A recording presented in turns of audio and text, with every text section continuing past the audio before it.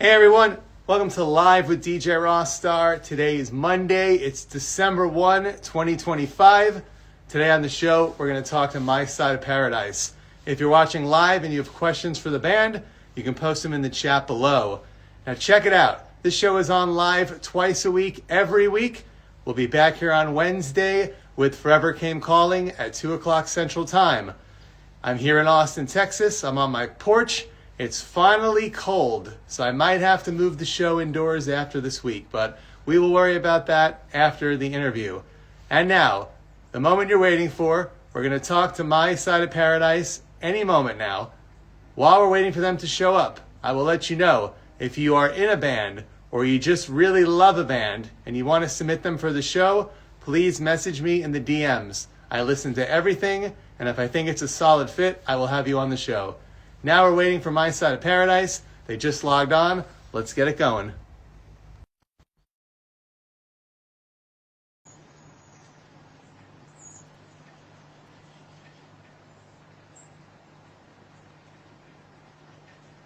Hey, man.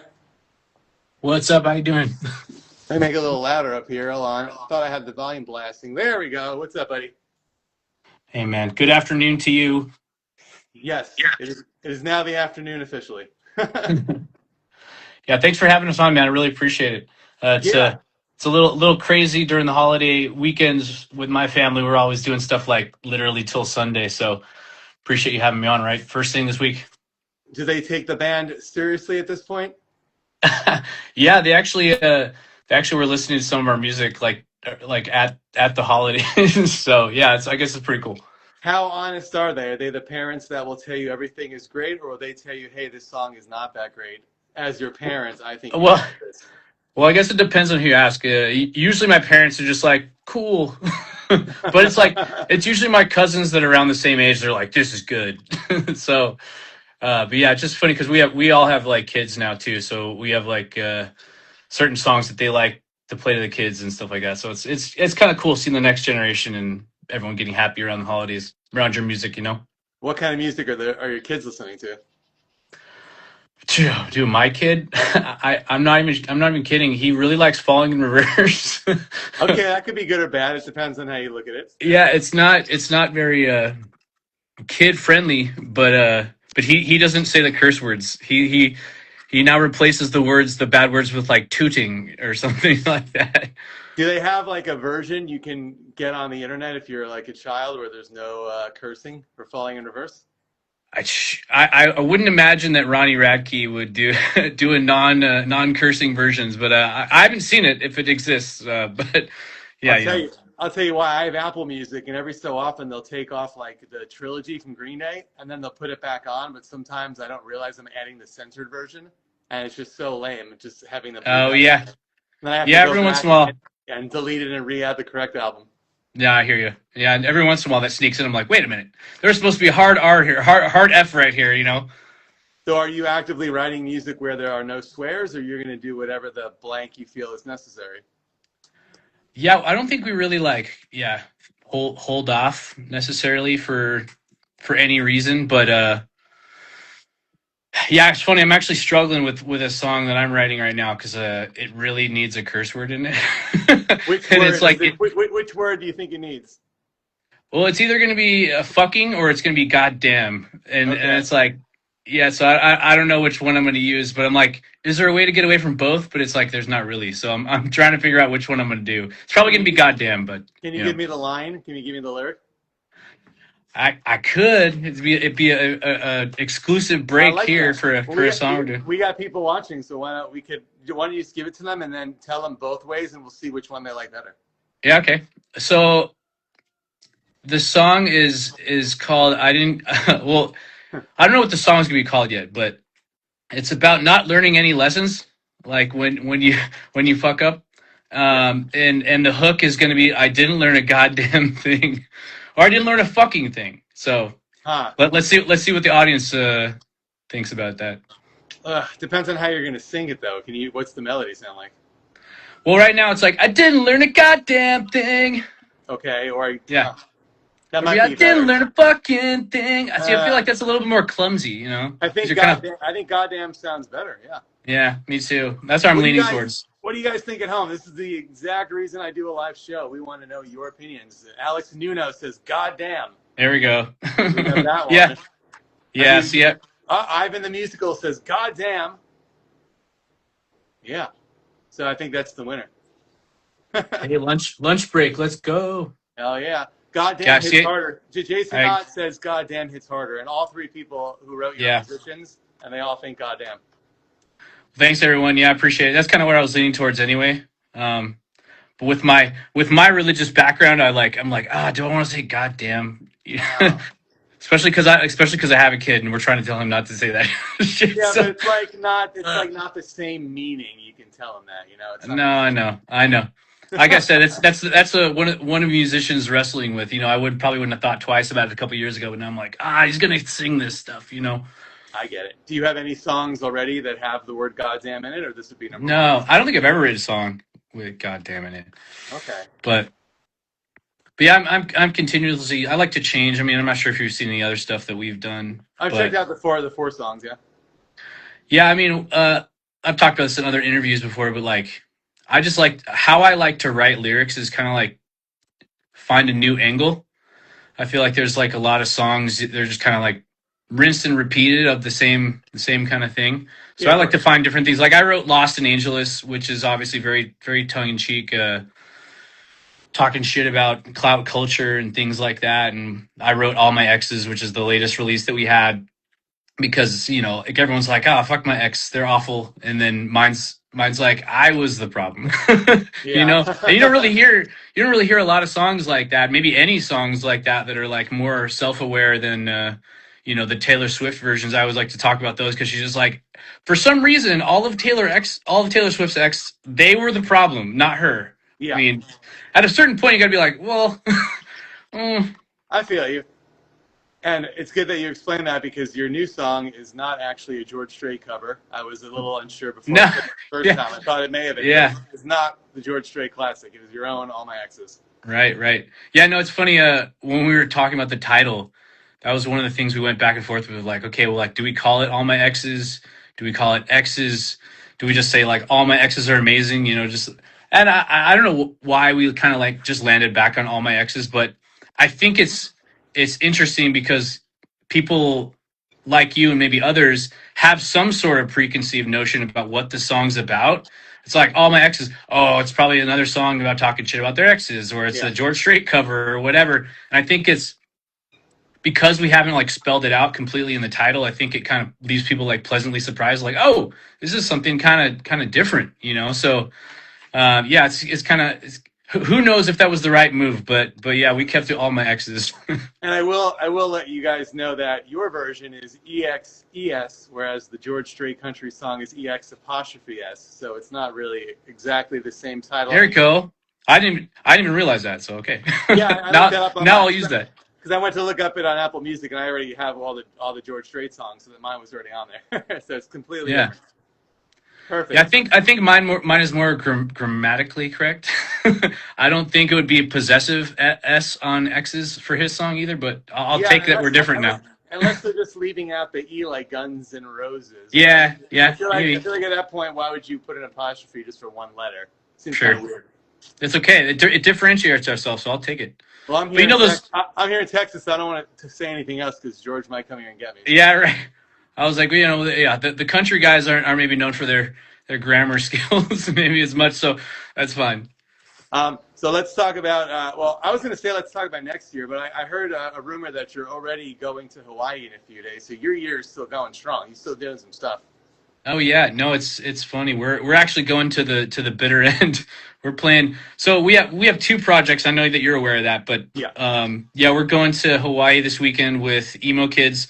My Side of Paradise is actually playing in Maui, and then what do we have after this? I think the only. Oh wait, so we have Warehouse 9 in San Pedro, in California, and then the very last day we're playing New Year's Eve down in Huntington Beach. So that's kind of where it all started for us. So it's not like the biggest venue, but it's like kind of where we all kind of came together and like started these projects. So it means a lot to us. It's very special. Plus, Huntington Beach parties pretty hard, so it's gonna be fun.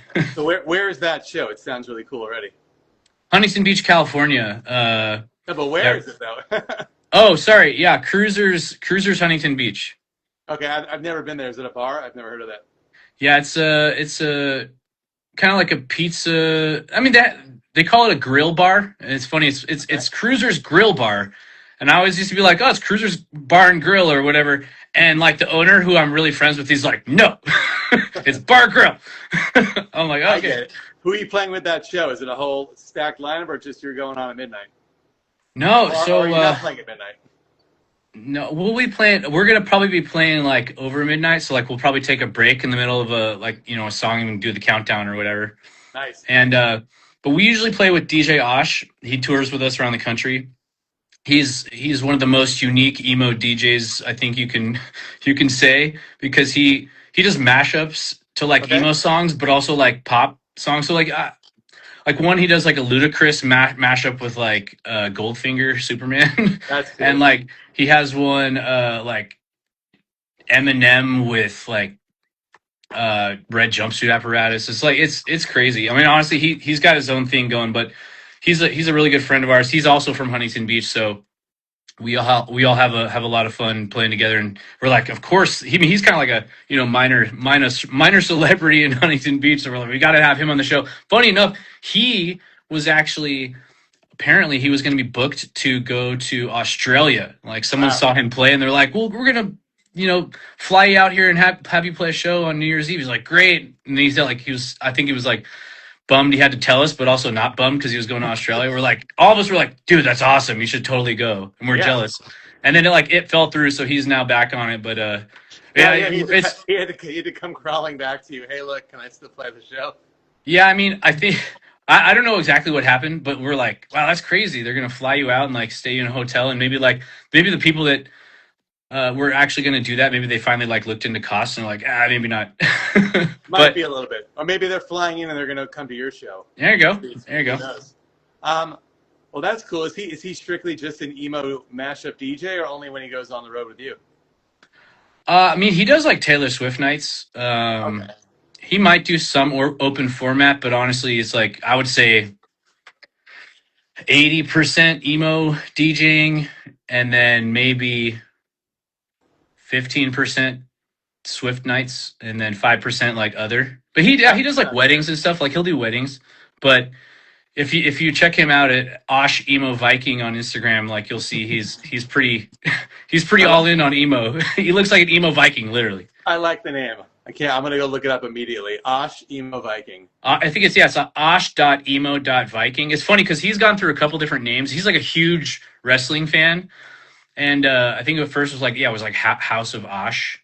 Okay. And then it's funny when I was he kind of his personality's evolved, and if you see the guy, he's like 6'4", probably like 280, and like a big beard, long hair, and it's like, dude, I'm like, you're like the emo Viking, and we always talk about shit like that on the road, and he's like, oh, I like that. I'm like, you should change your name to that, because like no one knows you as like House of Osh. You don't come up like, hey, I'm House of Osh, right? You say I'm Osh or DJ Osh or whatever. I'm like, you should kind of like change the name. And it's kind of tough, like when you've established yourself a little bit, and especially one Instagram handle to change anything. But I have a branding background, and I was like, oh man, you should probably do something like this. And he's actually taken a lot of my advice along the way, like things he should do. Like he used to do mashups, like for instance, where it was just like the music of emo, and then the whole thing was like rap or whatever. I'm like, no, you got to kind of give people a little bit of what they're used to, but also throw in some stuff. And so he started changing it up that way. But I think that's one thing that's really cool about emo kids and that whole show, and really all the bands we do is like we try to keep learning, we try to keep growing, we try to keep pushing the envelope. I mean, I'm going on vacation actually next year with my family for like a long trip, longest one I've ever done in my life. We're going to go for a month, actually, to New Zealand and Australia. Wow. And like Sam, our guitarist in the band, he's like, all right, I'm going to redo all our lights. So he's going to like buy a whole new system of lights, get it on a brand new system. So what we do in our shows too, with My Side of Paradise and Emo Kids, is we play to a click. Our drummer, actually, all of us have the click in our ears for one. Okay. But because our drummer can play to a click, it opens up all these possibilities. So our computer controls, video visuals. If we have an LED screen, it controls lights. So all of our lights are completely queued up to our songs, like exactly on the grid. Dang, this is And then great. our computer actually controls our guitar pedals as well. So it changes things. So if Sam's like out in the audience and it goes to like a bridge part or like some part where it has delay or whatever, it just automatically triggers it. So he doesn't have to like tap dance while he's doing it. So we have a pretty robust system, but things like that, I mean, we've grown and like added things. And I was always like really resistant to doing things like using a computer as part of your set, because I'm always like, there's always something that can go wrong, right? I Yeah, of mean, we used course. to have backing tracks where it was just like split stereo, so it was like right side is backing tracks, left side is click, sent the click side to the drummer, and then that was it. And now we like have added so many layers on it, so it's like every once in a while shit doesn't go well, but in general, I think we're all happy that we did it. But I mean, we're talking, I think, just on backing tracks alone, not even counting like the hours that he's spent in lights. I mean, it's probably like up to 8 hours a song on just like doing Wow. backing tracks and getting all that stuff set up. So it's like once it's done, it's great, it's done. But it's like a lot of prep work, especially when we're playing. We have like 80 something songs in Emo Kids, so it's Yeah. it's a lot. It's not just like a 6 song set for my side. It's like, oh cool, this took us like a weekend. But no, it's one of those things that takes a lot of time, but always worth it. We love putting on a great show. By the way, for people that are watching that don't know what Emo Kids is, can you give like a quick background? Yeah, Emo Kids is a cover band that does live emo hits from the 2000s. So like Blink 182, My Chemical Romance, Taking Back Sunday, things like that. So we really started that project. It was kind of like on a whim. I mean, all of us played in emo bands back in the 2000s, touring. Some of us were on Warped Tour. I mean, I've toured through like Europe and Russia and stuff. So like all of us had like a background in touring music, and it was just kind of I think it was maybe right after the peak of the pandemic, and it just kind of like randomly happened. We're just like, hey, we should like. It's funny enough, actually. So Sam was in a cover band. He played at Cruisers. That's kind of why it's like our home base. He was playing in another cover band, playing at Cruisers, and I was just there because it was down the street from my house. And I walked up to Sam. First time I ever met the guy, but he destroyed the solo on Jimmy Eat World, like the solo in the middle of the song, the bridge. And I Yeah. was like, wow, this guy can shred. But I was like, hey, if you ever need a drummer, like, let me know, because I know all these songs already. Like, I know how to play these songs, right? Yeah, of course. And he's like, this is our drummer's last show, and I was like, what? Which may be confusing to everyone because I'm the singer of this band. So like, how does that like how does that apply? Long story short, yeah, I mean, I was the original drummer. Kind of had some issues finding singers, and I was like, oh, I think I can maybe do it. I think we had a couple shows booked, and we're like, oh no, what are we gonna do? And then I just jumped. I had a friend that was already playing drums with us for my birthday, so I could play guitar up front for like 4 songs, and then yeah, he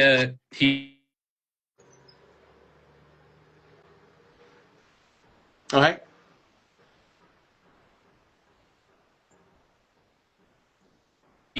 for the first time, and then Sam's like, well, actually, so so it worked out that like we have a really good drummer, Jason. Funny enough, so I was a drummer in the bands in 2000s, and Jason was a drummer in another band that our band would always play with, and that's how we knew each other. We were kind of like kindred spirits on the drums, and so we would just always stay in touch and on Facebook and always commenting and whatever on each other's shit, but like never, like rarely saw each other probably in like 10, 15 years.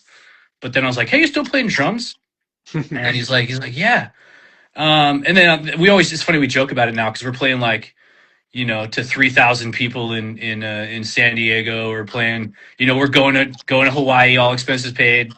So And we cool. always joke like, this is like some little side project we started on a whim for fun, and now we're doing it across the country. But yeah, the reason we did it, I always thought like the emo DJ thing was like, it's cool because there was nothing else, right? There's Yeah. emo night Brooklyn, emo night LA, um, to a certain degree, like the emo night tour, things like that. And it was like, man, like this music wasn't meant to be DJed. This music was meant to be played live, right? Exactly. I think rock music in general is just like, just leave the EDM DJ stuff, like, or hip hop or whatever. But like this music was meant to be played live, and so our goal is really to be bringing a high quality live emo show to the country. Because I mean, again, most of the options right now are only just DJs, right?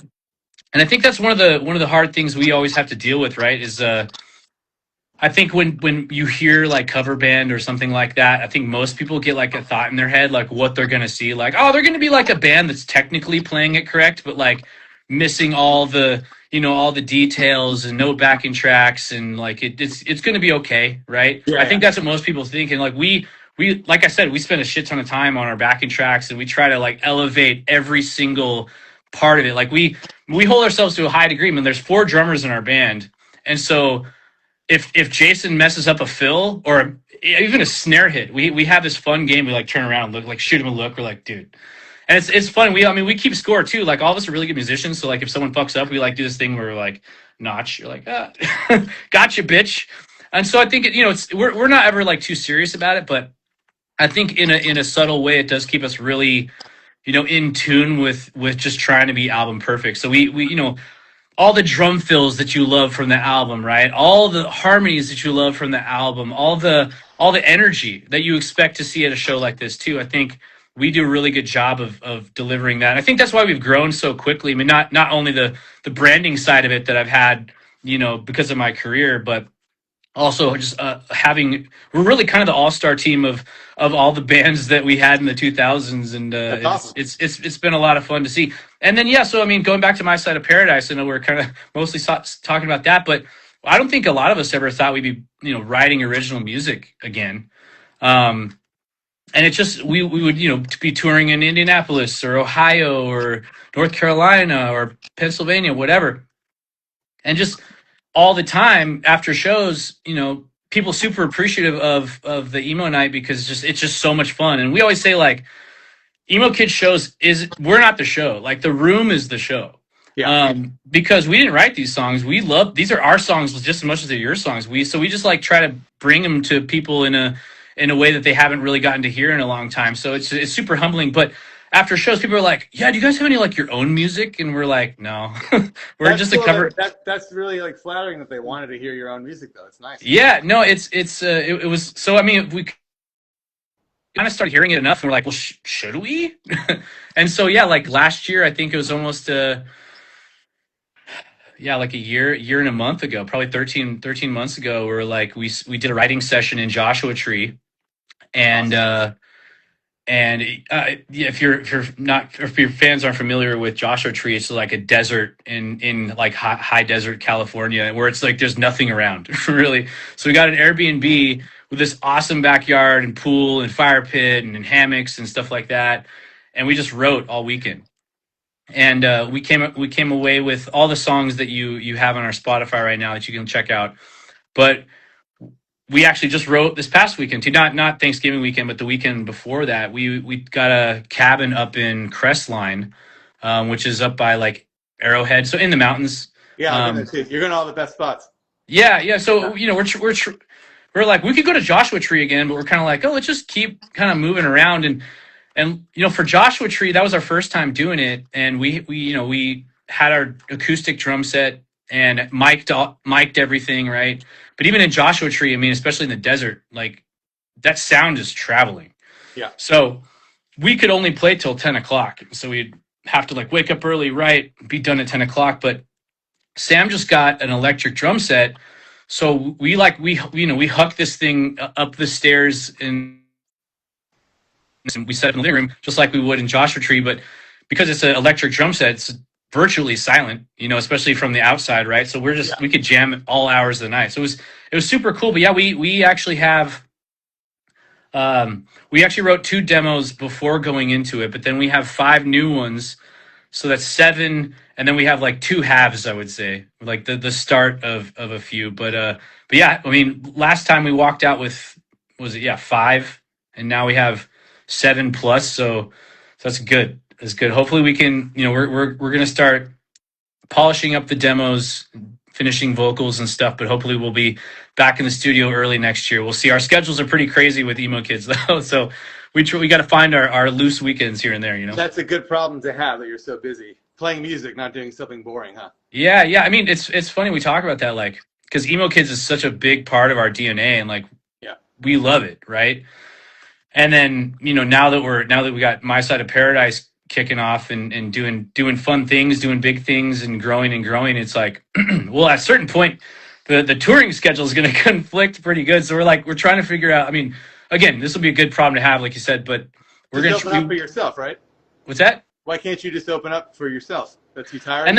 And that's what we've been doing. It's kind of goofy. It's a little goofy, I think, maybe, but Where did yeah, I mean, so I think we've kind of learned how to position it really well with our crowds. I mean, obviously it's on flyers and stuff, that the times that we do open for ourselves, and really we leave it up to the venue too. So the venue is usually like, we're like, here's kind of two run of show options, right? You can have our original band, you can not. Here's kind of like, we need to like adjust it from there if they need to like close earlier or whatever. Yeah. But yeah, some venues be like, yeah, fuck yeah, more live music, let's go. Some venues are like, nah, we just want emo, we're like, that's fine. And it's funny too. So when before we actually had like a full album release for My Side of Paradise, we would just do one original song in our emo kids set. But I was like, well, people aren't here to see an original song, right? They're here to see all these bangers. And so what we would do is we're just like, hey, who wants to hear an original song, right? And just have everyone like raise their hand or scream or whatever. And only twice was the crowd like, no original. So I mean, most of the time people wanted to hear originals, but every once in a while people were just like, nah, keep it going. So yeah, but we were always humbled by that. We're like, great, that's why we do this. If you don't want us to play an original song, that's fine. And then it's funny, we'd have, on the rare times that people didn't want to hear a live song, we'd have original song. People would come up to us after the show and we're like, oh man, I really wanted to hear that original song. So either way, it got people kind of interested. So yeah, I mean, it's definitely interesting. And I think the first couple of times we opened for ourselves, like, I think people were like, what is going on here? Right. But now, like, so Steve, our guitarist, he's kind of like the MC of the emo kid show. I don't like to do anything really before the show. So God bless his heart for going out and talking to the crowd. Like he pretty much, he has a longer show than anyone. He goes up there with DJ Osh. He goes up there with us. So he's literally on the whole time. And I'm like, more power to you, Steve. Yeah, good luck. But yeah, no. So now he's we got a pretty good rhythm where he introduces like, hey, by the way, we're gonna open for ourselves, and I think we can kind of like, because the people we are, we don't take ourselves too seriously, so we can be like, I know it's weird, but hope you enjoy some original music. And I think when we soften the blow to some people that maybe didn't realize an original band is opening, I think it at that point people really start to enjoy it. They're like, sweet, I got like a bonus, right? They're feeling like a bonus because we don't play any less emo kids live, right? We still play in the same set. It's just like, here's some original stuff as well. So it's funny. We play like over 2 hours straight and just adding like another 30 minutes. To us, it's like, it's nothing. But I remember when we first started, it was like, oh man, an hour and a half. Like, who's doing an hour and a half sets? Like maybe headliners, no one's doing 2.5 hours. You know what I mean? So for us, we have pretty good stamina, and adding an original before it hasn't strained us too much. So no, I'm happy you're doing it, because if so many bands don't do this, then people will stop wanting original music, and then you'll end up like all the remake movies and reboots. There won't be right. So the fact that you're putting your music out there is great.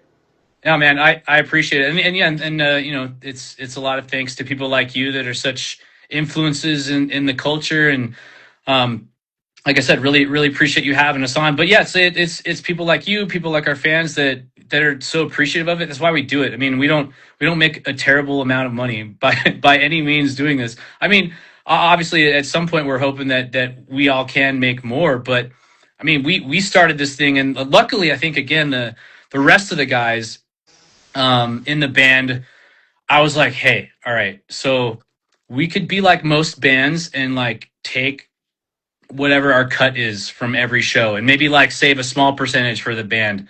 Yeah. And I was like, just trust me to reinvest this back in the band. And this is now we're talking, what was it, early 2003, and now we're end of 2005. I mean, we went from like 500 followers to where we are right now because they just like trusted me to like captain the ship.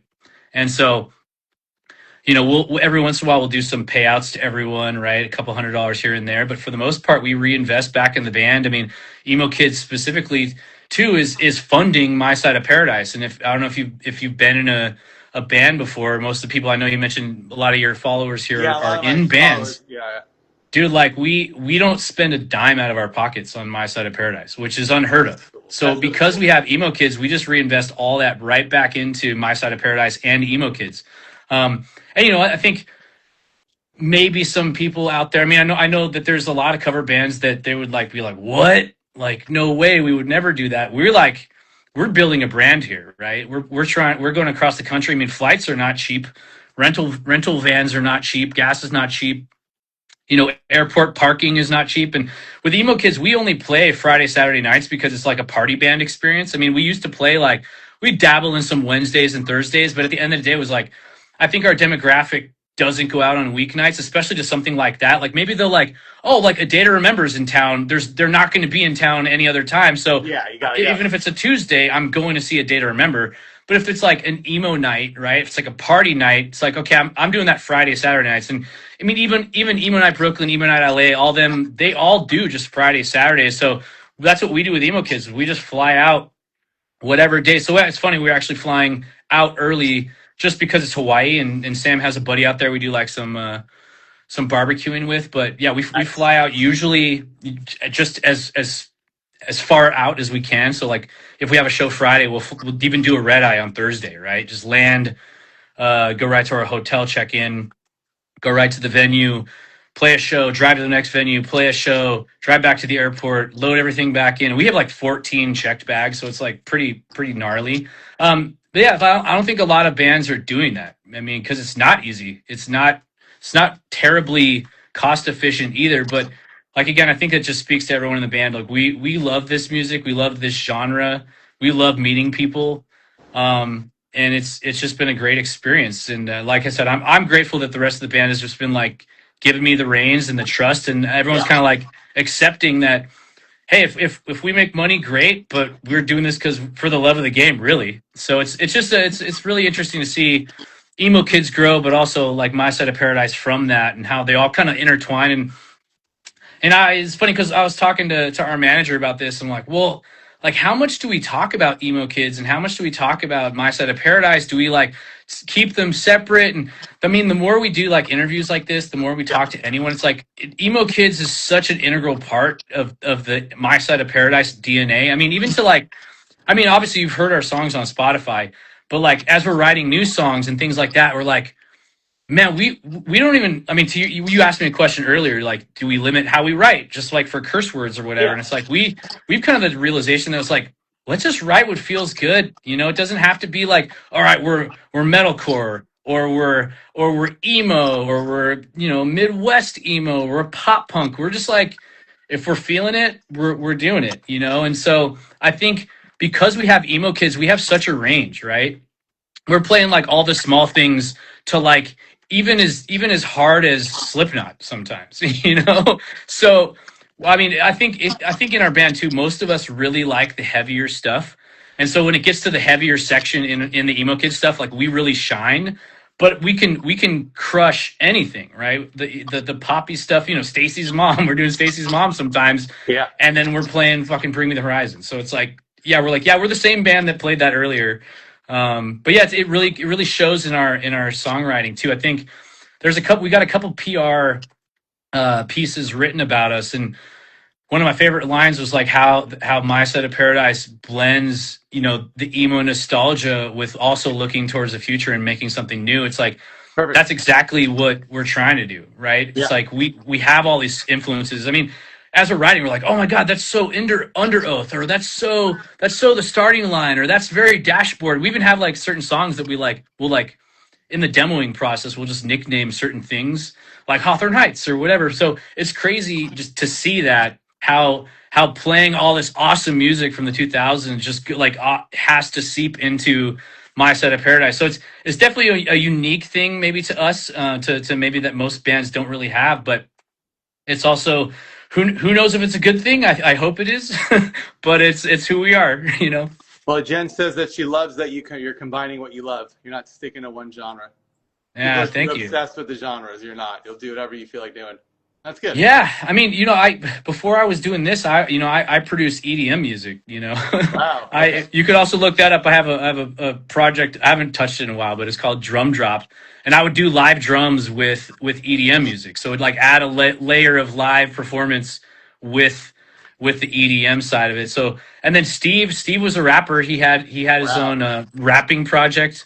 Um, I don't think Randall ever like really released his own stuff, but he played with his sisters too. Actually, he still plays with his sisters. They're called Braymore.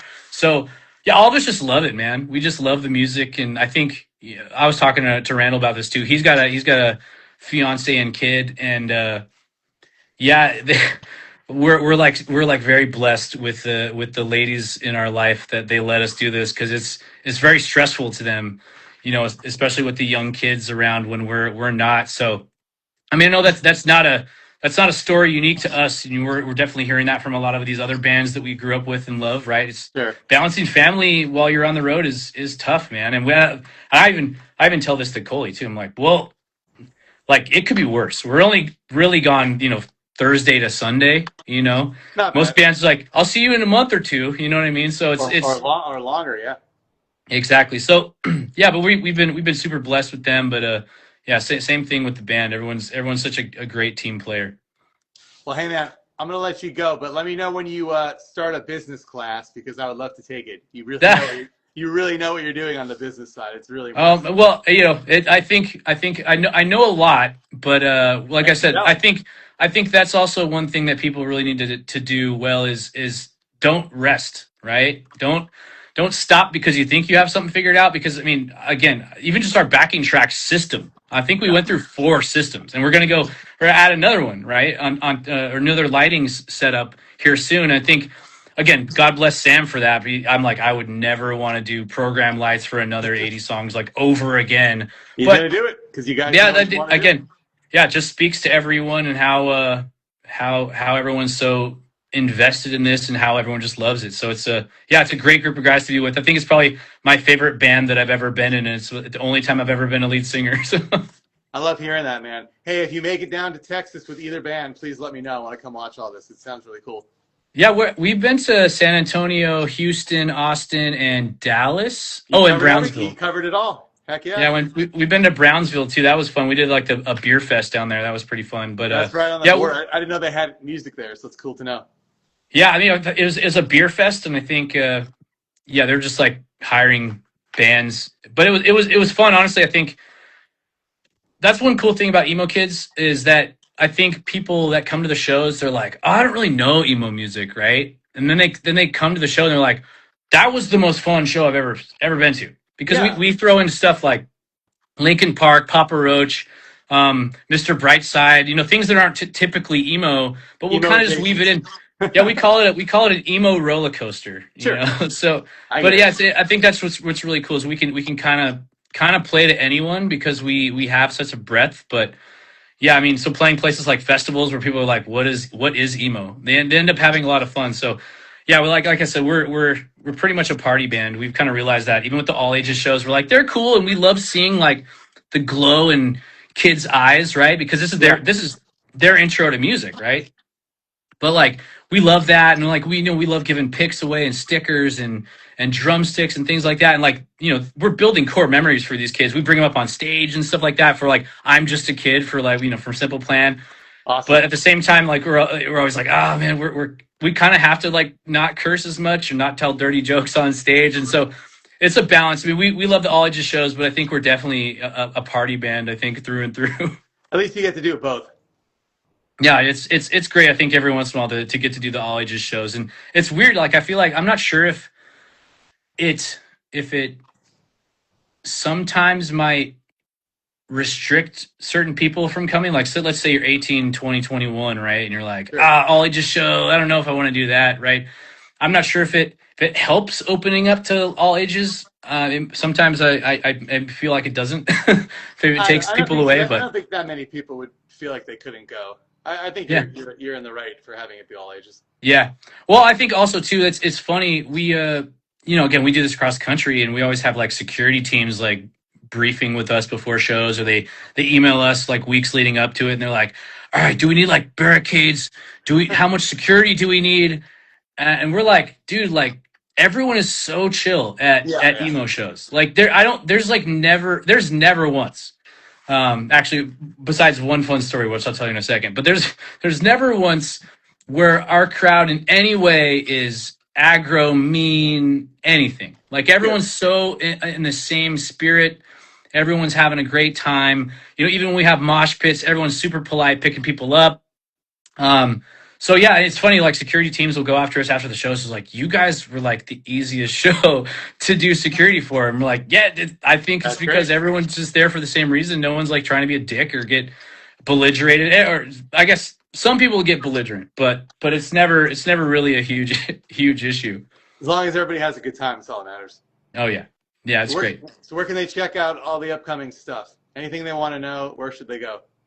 Yeah, I mean, we're very active on social media. I run the Emo Kids Instagram, and well, actually, me and Steve run them. I primarily run them, but Emo Kids official Instagram. You can do My Side of Paradise Music Instagram.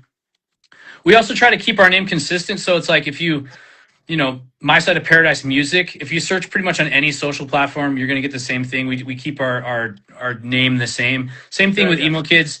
Emo Kids Official is the YouTube. Emo Kids Official is the TikTok. EmoKidsOfficial.com is our website. So Emo Kids Official, anything, and then My Side of Paradise Music, anything. Again, if you like to follow for some awesome cover nights shows, or if you want to follow for our upcoming My Side of Paradise releases, that's a great way. But again, it's like they're all intertwined very very tightly. So I think we repost a lot of things that my side does. We do a lot of collabs with, especially our goofier reels we'll have on Emo Kids and My Side of Paradise. But yeah, please do give us a follow on both, and we'd love to hear feedback too, like what you're liking with the music, what you're not, what you want to hear more of. If you're like, oh, I really like this song, you should like do more like this. We love hearing all that kind of feedback. I mean, we even have like, again, my background's in branding and marketing, so we even have like surveys that we'll send out, like, what do you like? Like, what time is the better show for you? Like, we have a Yeah. whole survey thing. You can actually go on the bottom of Emo Kids website. There's a survey you can take too. But You we really mastered this whole do. thing, man. You already mastered the game. I'm telling you. Yeah, I mean, we like to take what our fans say as our guiding light, right? I mean, before we play any shows anywhere, and I don't know any emo nights or anything that are really doing this. But we actually send out a link to the venues, and every single show for us, we have a voting link, so you Nice. can vote. You can vote on the songs you want to hear. So like, we don't know what. I mean, we're going to Montana like in January. We're like, Yeah. we don't know what Montana wants to hear. So we You have gonna like find out? a link. And certain venues do a better or worse job at actually promoting that link, but True. we put it out there because we want to hear what a town wants. What do you want to hear? Like, and Yeah. and and even if it's one vote, sometimes they'll be like, well, one person's going to be happy, and I'll throw it in the set list just because someone took the time to vote on it. So Yeah. we like things like that. We also, like, during our live show, we have a live deep cut. So we have a QR code. You can actually scan it, and there's a list of 5 songs that you can pick. And we actually, like, we tell people at the beginning of the set, hey, we're going to play a song that you vote on tonight. So Awesome. we had, like, not songs that we would necessarily call deep cuts, but songs that weren't the top bangers, right? Sure. And we would play them and get blank stares, and we're like, well, what? Like, how do you not know this song? Like, we were like almost offended. We're like Yeah. You offended know that. it. Yeah. Everyone should know it. So we started doing the deep cut vote. So it's like it's still a way for us to kind of play some of the more obscure things, but also like to play to a minimized amount of blank stares. Yeah. So it's fun, but yeah, I think that all, again, just we're all trying to find ways to keep our crowds really involved, and yeah, it's great to see how that flows with My Side of Paradise too. Dude, you are great. Thank you for hanging out with me today. I Yeah, appreciate it. And yeah. Thanks, man. Thanks for having everybody, me. check out the originals. I mean, obviously check out Emo Kids, but the originals, check them out. There's like 4 songs up right now. More to come once you get through the goddamn lyrics and everything else you're working Yeah, on. yeah. And I Right, think right. 2026 is going to be big for you. I'm really excited to see what you guys do. No, man. Well, again, we are very thankful to people like you that help put us out there as well. Oh, for And sure. I know that, like I said, our manager's hitting me up like, "Are you going to make the call?" And I'm like, "Yes, yes." I just, yeah, with the holiday weekend, it's No, pretty I hectic, appreciate at it, least for dude. my family. So No, your manager is an old school. He's old school. He used to watch my show like 20 years ago. So I'm glad that he yeah, introduced no, me. he was super stoked to introduce us. So yes, Yeah. sorry for any stress I caused you, but it was not on No, purpose. I wasn't stressed. I just wanted to make sure you were game because I knew you were going to Hawaii in a few days and stuff. I know you got a Yeah, lot of yeah. stuff to Well, do. So I yeah, appreciate no, you taking the time. yeah, dude. Thank you so much for everything you do. Really appreciate you. Yeah, pushing us and giving us Thanks a to you platform. for. And Yeah. thanks for everyone listening. Thanks for the advice on lyrics and everything. Yes, and I will be back Wednesday with Forever Came Calling. So if you're watching for the first time, please follow me, and you can go back on my page and watch all my old interviews with Zebrahead, Less Than Jake, Hit the Lights, and more. But thank you, man. I wish you luck and have fun in Hawaii. I'm really Well, jealous. one thing. It looks like I'm going to answer this question Yes, to please. Ivan the musical. Yeah, so we use Ableton for our backing tracks. Um, and then so what we use to trigger them is something called AbleSet. So it's a program that runs independently. It's third party. But pretty much how I have the system is all the backing tracks are built into project files.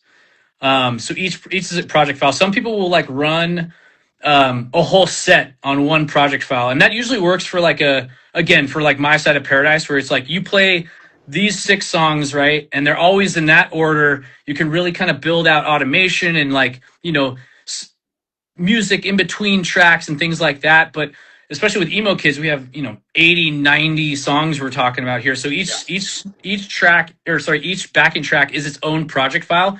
And so what AbleSet can do is it takes a file in your computer, right? So we have it. Let's just say it's called backing tracks under emo kids, right? And so you can do a multi-file project by loading it into AbleSet. And then so I control the backing tracks from AbleSet on an iPad front of stage. So like it'll show the next song that's coming. It'll show, keys and things. You can have like it track to a bunch of stuff. But so as long as they're on the same network, so we have a IEM rig with a mixer that we all plug into. So all the drum mics go into it. All of our guitars, my vocals go into it. And we all monitor via our ears. And but then because we have a Wi-Fi network to our own Wi-Fi network to make sure we have enough signal for our ears, Yeah. I put the Able set on the same exact network, and so I can control via Wi-Fi from front of stage. So there's no wire at all, but I can control the songs that are then opening up on my computer back of stage. So yeah, it's a somewhat complicated process. Like I said, we've gone through a lot of different ways of doing it. And I mean, we even have our buddies Emo After Dark. They run a completely different system for backing tracks, but it still works, So there's a lot of ways to do it. I'm a huge fan of AbleSet, but the problem is like AbleSet every once in a while has connectivity issues because again we're talking Wi-Fi, we're talking a lot of signals. I mean, we play to some venues that have literally a radio tower above the venue, so it's like Yeah. it's created some sort of signal issues. It's not ever perfect, and again, it's like the more you introduce technology, the more things can go wrong, right? And we have our little mini panic attacks before some shows, but in general it works really really well. Like I said, there could be some other ways to do it, but yeah, check out AbleSet, especially if you're into that kind of gearhead shit. Um, Build all your backing tracks into Ableton. You can route it specific ways. I forgot what mixer we have, but we just have like a USB-C plugs into my computer. We run that through the mixer. Mixer then splits all of our signals.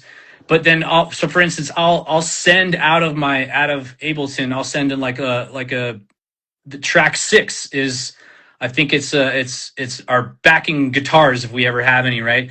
Okay. 5 is our click, right? We have channel 3-4, which is stereo, that'll be our stereo backing track. So you just had to, like I said, that's why it takes so much time to like actually build good backing tracks, and then you can route them all accurately through your mixers if you have an IEM rig.